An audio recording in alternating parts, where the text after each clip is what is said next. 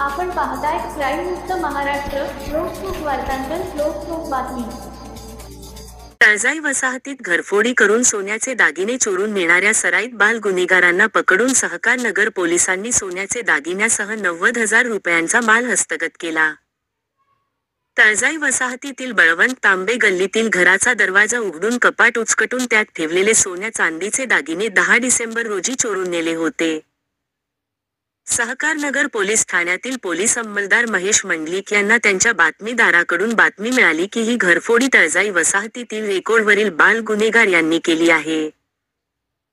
ते सध्या एका रिक्षामध्ये बसलेले असून त्यांच्याकडे सोन्याचे दागिने आहेत.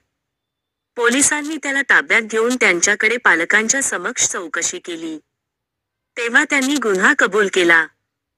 त्यांच्याकडून चोरीस गेलेला सोन्याचे दागिने असा 90,000 रुपयांचा माल जप्त करण्यात आला आहे.